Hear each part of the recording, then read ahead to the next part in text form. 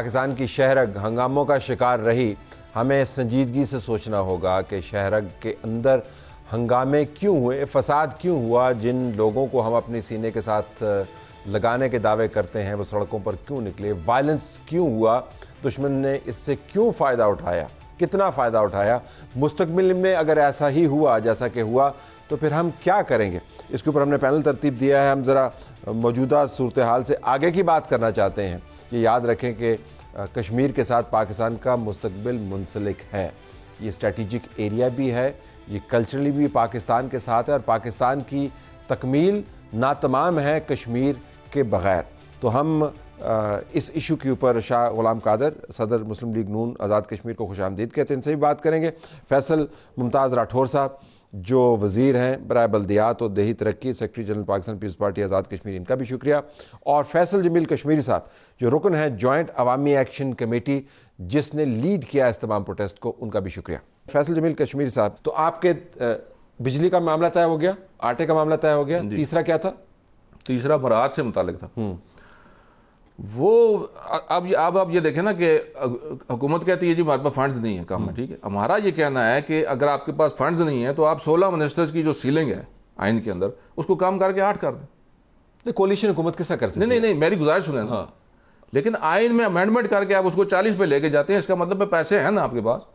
تو لوگ جو ہیں وہ چیزیں تو دیکھ رہے ہوتے ہیں نا. دیکھیں آپ اب حکومت کو بتائیں گے کہ انہوں نے کیسے حکومت کرنی ہے. ووٹ دیے ہم نے, یہ ہمارے منتخب نمائندے ہیں نا, ہم نہیں بتا سکتے. تو یہ حکومت جو ہے یہ آپ کے منتخب حکومت ہے, مکمل طور پہ پرائم منسٹر پر آپ کا اعتماد بھی ہے؟ پرائم منسٹر صاحب خود منتخب آدمی ہیں, اس میں ایسی کیا بات. اچھا ٹھیک ہے. تو یہ 3 مطالبات, باقی 7 رہتے ہیں جی, وہ تو ابھی رہتے ہیں. ان کا کیا ہوگا؟ ان پہ لیجسلیشن کسی پہ نہیں ہے. وہ ہماری تو بڑی ڈیٹیلڈ ڈسکشن رہی ہیں. فیصل ممتاز راٹھور صاحب چیئرمین تھے مسالتی کمیٹی کی. تو مجھے آپ کے بیان سے پتہ چلتا ہے, میں آتا ہوں آپ کی طرف, سیزن پولیٹیشنز کی طرف, کہ یہ معاملہ جو ہے ڈیفیوز ہو گیا. یہ ڈیفیوز مکمل طور پہ حل ہو گیا, یہ ڈیفیوز ہوا, کیا ہوا؟ میرا خیال ہے یہ بنیادی, اس کو آپ ڈیفیوز بھی کہہ سکتے ہیں اور اس کو مستقل حل بھی کہہ سکتے ہیں. مستقل حل, جی. ذرا میں آپ سے فیصل صاحب بات کرنا چاہوں گا. تو لوگ جو سننے والے ہیں وہ جاننا ہی چاہیں گے کہ کیوں آپ کو سبسیڈائزڈ آٹا چاہیے, کیوں آپ کو سبسیڈائزڈ بجلی چاہیے, کیا وجہ ہے؟ سر یہ تو گلگت میں ہی مل رہا ہے, ویسے بھی آپ مطلب مجھے اسلام آباد میں نہیں مل رہا نا. سر دیکھیے کشمیر کو, میں ویور کے زاویے سے پوچھ رہا ہوں. نہیں بالکل ویور کے زاویے سے اپنے وسائل سے آزاد کشمیر حکومت دے رہی ہے. دیکھیے یہ تو آزاد کشمیر حکومت اپنے وسائل سے دے رہی ہے. آزاد کشمیر چونکہ اس وقت ایک دور دراز علاقہ ہے, وہاں پر آٹے کو پہنچانا, اس کی گرائنڈنگ, اس کی ٹرانسپورٹیشن, یہ حکومت آزاد کشمیر اپنی کٹی میں سے برداشت کرتی ہے. فیڈرل حکومت فنڈ کر رہی ہے نا. نہیں, یہ تو ابھی کرے گی نا. اب تو انہوں نے اس کا فیصلہ کیا. دیکھیے آزاد کشمیر کو ہم باقی صوبوں کے تناظر میں نہیں دیکھ سکتے. اس کا جغرافیائی حوالے سے بھی اور دوسرا مسئلہ کشمیر کے حوالے سے اس کی اپنی حیثیت, جو آپ نے بار بار اس کا اعادہ کیا, یہ متنازع علاقہ ہے, ڈسپیوٹڈ ایریا ہے, تو یہاں پر اس کی ٹریٹمنٹ اسپیشل ہونی چاہیے. That was your argument.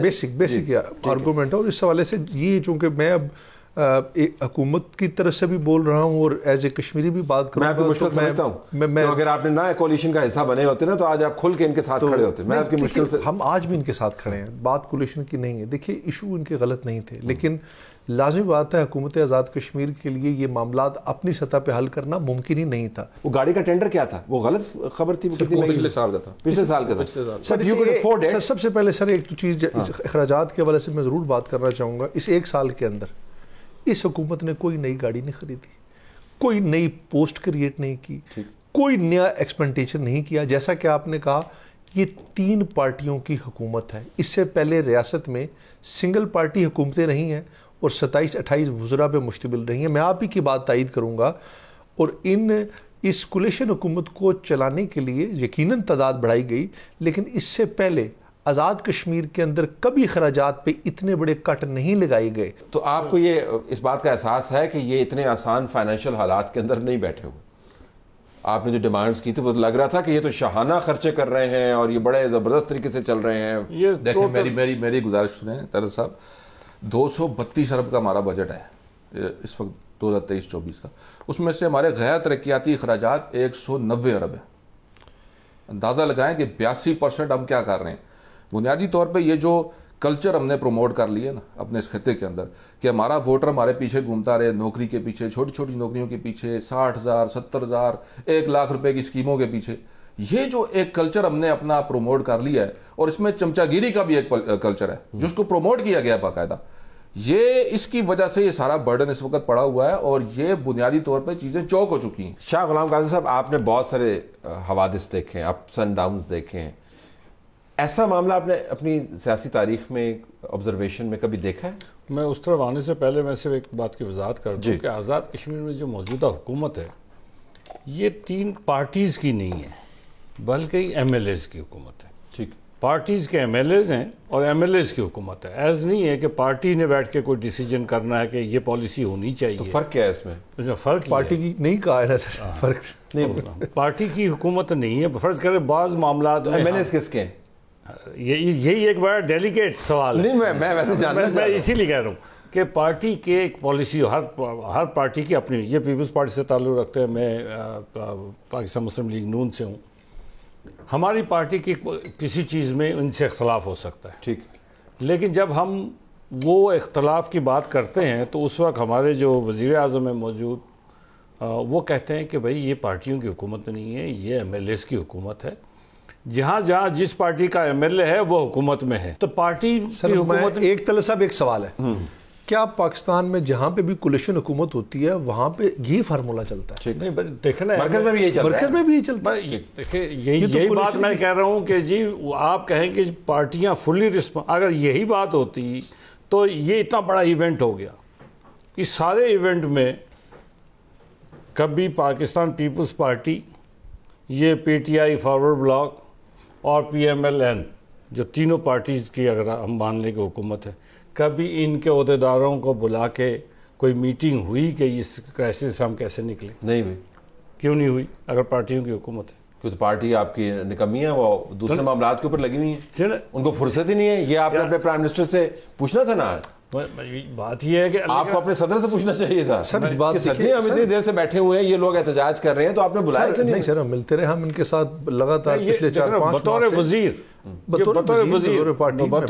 لیکن یہ ایک لمبی بحث ہے، لیکن میں اس سے گزارش کروں میں مطمئن نہیں ہوا ویسے آپ کی بحث، میں عموماً آپ سے اتفاق کرتا لیکن اس میں مطمئن نہیں ہوا۔ اس میں میں خود بھی مطمئن نہیں ہوتا ہوں، اس لیے کہ جب میرا کارکن مجھے کوٹلی سے فون کرتا ہے کہ میرا یہ کام آپ کروا دیں، تو میں کہتا ہوں یار وہاں پہ پی ٹی آئی کا آدمی جو ہے وہ جیتا ہوا ہے، تو وہ کہتا ہے جی کہ آپ کا، میں تھوڑا سا اس متھ کو کلیئر کر دوں آپ کے سمجھنے کے لیے۔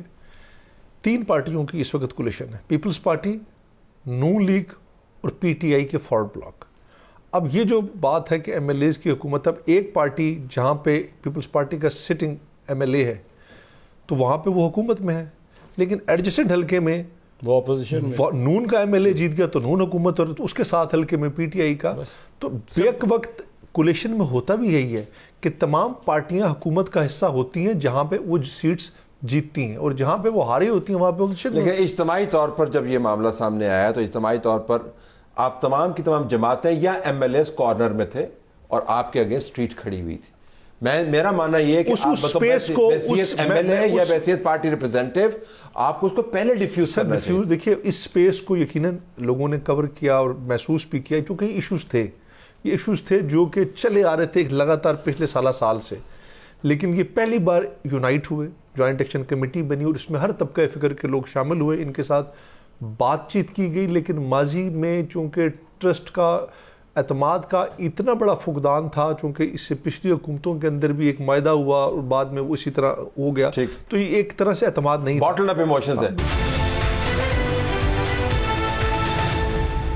کیا کیا جا سکتا تھا اس کو بر وقت ڈیفیوز کرنے کے لیے؟ اور دوسرا یہ بھی بتائیے گا کہ اس کے اندر جو شرکاء ہیں، کیونکہ اتنی بڑی تعداد میں ریاکشن ہونا، ہم ڈینائل میں نہیں رہ سکتے، غیر معمولی ہے یہ، اس کے پیچھے کیا محرکات تھے؟ آپ کے سامنے تو ساری تصویر ہے۔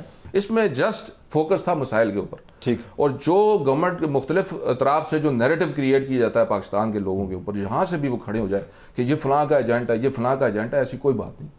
ہم لوگ پاکستان کے لوگ ہیں، ہم پاکستان کے لوگ ہیں، ہم ہیں ہی پاکستان کے لوگ ہیں۔ آئی ول بی سرپرائزڈ، دیکھیں آئی ول بی سرپرائزڈ اگر اتنا بڑا معاملہ چلا ہو تو را اس کو ایکسپلائٹ نہ کرے۔ آئی ول بی سرپرائزڈ، میں بڑا حیران ہوں گا، یہ نہیں کہ انہوں نے کیا ہے، میں حیران ہوں گا، آج طلعت صاحب میں حیران ہوں گا کہ اگر وہ نہ کرے۔ کوہالہ کراس کریں، مظفر آباد کی طرف جائیں تو وہاں پہ 2 جھنڈے لگے ہوتے ہیں، ایک پاکستان کا، ایک آزاد کشمیر کا۔ آزاد کشمیر کا لگا رہا، پاکستان کا اتارا لوگوں نے، اور اس کے بعد وہاں پہ آزاد کشمیر کا جھنڈا لگایا. یہ ہماری آئیڈیالوجی نہیں ہے. یہ اس کے لیے ہمارے اس کی ذمہ داری کس کی؟ نیشنلسٹ موجود ہوتے ہیں، ہر جگہ پہ ہیں، آزاد کشمیر کے اندر موجود ہیں. یہ جو موومنٹ ہے آپ نے دیکھی ہے، یہ بیسیکلی تاجروں کی جو تاجر اس کے اندر سب سے زیادہ انوالو تھے، اور وہ ہر جماعت کے. تو پاکستان جھنڈا اتار تاجر ہے کیا؟ نہیں، مختلف کوئی نوجوان جذباتی قسم کے ہوتے ہیں.